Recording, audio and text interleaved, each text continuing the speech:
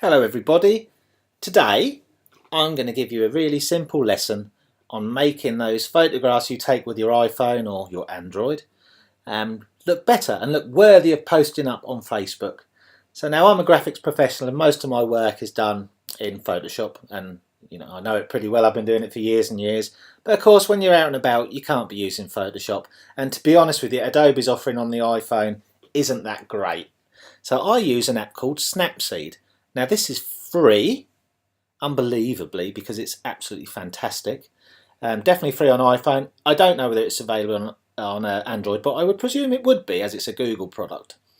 So what we'll do is we'll open Snapseed, and what I'm going to do is I'm going to open my dinner. Everyone takes pictures of their dinner and want to put them on Facebook. I don't know why we do it, but we all do it, which is quite funny really.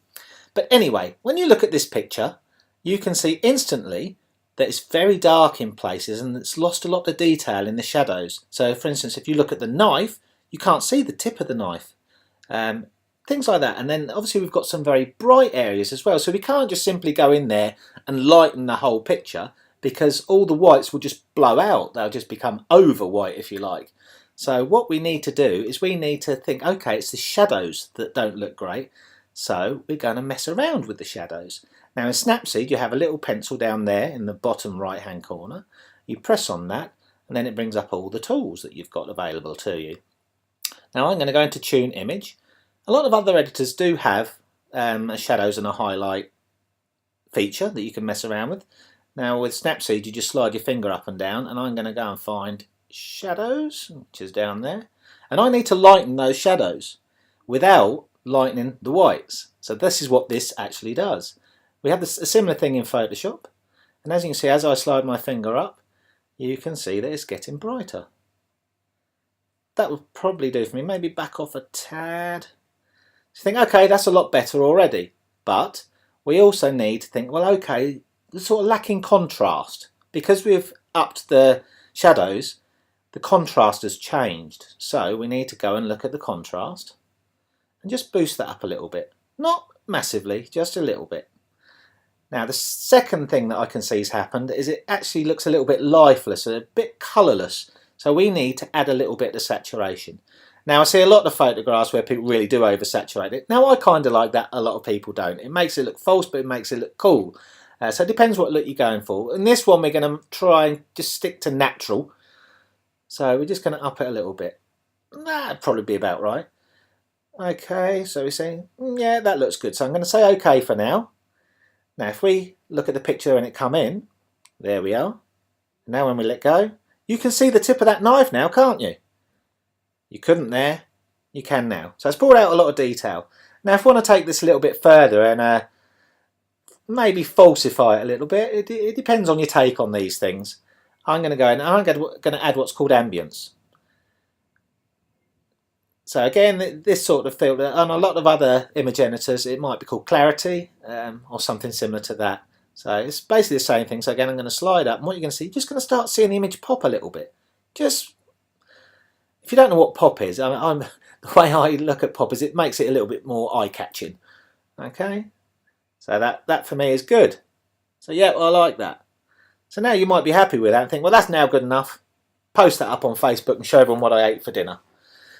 Now that didn't take long. Obviously if I was doing this without talking, that would have taken me 20 or 30 seconds to sort out. So, from that to that, it's worth that investment of 20 or 30 seconds. Now if I want to take it a little bit further, which I would want the focus to actually be on the food rather than that bloke's foot. There's clutter, that's what I call it. So I would then go in and I would actually blur some of this, but I would actually use either a lens blur, like a radial blur, or a linear blur. Now for this I want radial, and I'm just going to stretch this out and make it so it's just over the detail that I want, which in that inner circle is basically all the food and the beer. And I'm just going to add a little bit more blur. I say, well, that's better. Okay, that will help focus in on the main subject of the image. So that takes a little bit longer because it's a bit more processor intensive. Now that's starting to me to look a little bit better, but I would also add a vignette, because what this is going to do, it's going to darken down the edges of the image. So it'll just, again, push your eye into the centre. That'll do. Okay, now I think that, from that to that, is pretty damn good and very easy. Again, we can go further and we can say, okay, I want the image to look a little bit more glowy, a little bit more glowy. I don't know what else to call it. Now that's a little bit over the top, but if we pull it back a little bit, say, well, I quite like that. And you think, well, actually that's darkened it a little bit. But you can easily go back into the tools.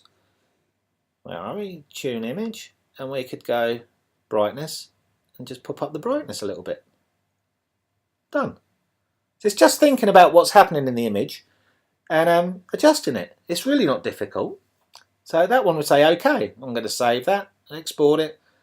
Export it means it keeps the original image and gives me another version of it, which I've messed around with.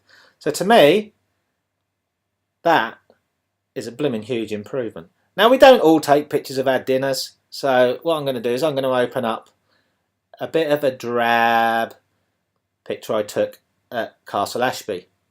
Now it's okay, but it does look a bit dreary, doesn't it? Now again, with landscape stuff, it's easy. Again, we're going to sort of give it the same treatment. We're going to go in, we're going to go to tune image, and we're going to go into the highlights, the shadows first, and just boost it. And what you'll see is the trees at the edge, you're just bringing out a little bit of detail in them. Okay, we're washing it out a little bit, but don't worry because we're going to play with the contrast again. So now to recover the washiness, we go back into contrast, and we just boost the contrast a little bit. And again, go to saturation, just add a bit more saturation. Now this is where you can go over the top. Now I actually quite like it about there because that's how I remember the scene. So I'm going to go, okay, I like that. So let's, before, after. It's not a massive change, but it does look a hell of a lot better. Now again, if I was being a bit more arty-farty with this, I would say, okay, because I've put the path up the centre, I want the edges to sort of blur off a little bit. So again, I'm just going to go in and give it that lens blur, and I'm going to make it oval, and just stretch it out a little bit so we've got the two trees on the edge. I'm just going to try and centre that. Oops, daisy.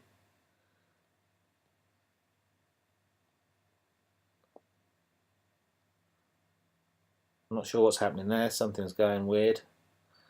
But never mind, that's good enough. Add a bit more blur. Okay, I like that. Now that's going to draw your eye down the middle of this image, which is what I actually want to happen. Now take it further. We can use HDR. Now HDR, how do we explain HDR? When you're doing it in Snapseed, it's not true HDR. It's trying to replicate what you do in professional photography. When you see some of these wonderful images that have massive amounts of detail, what they've actually done is they've taken one picture underexposed, one picture exposed correctly, and one picture underexposed. So a light one, a dark one, and a middle one. And then what they do is they merge the best of those together, and it gives you all the detail.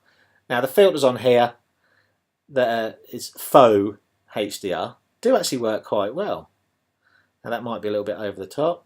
There's different versions of it. Just go through them.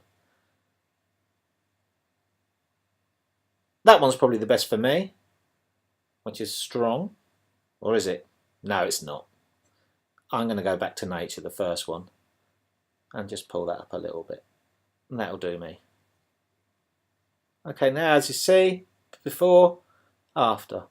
I think I've gone a little bit over the top, but you get the idea. Again with that, because I think I have gone over the top, I'd probably add a little bit of a Glamour Glow to it.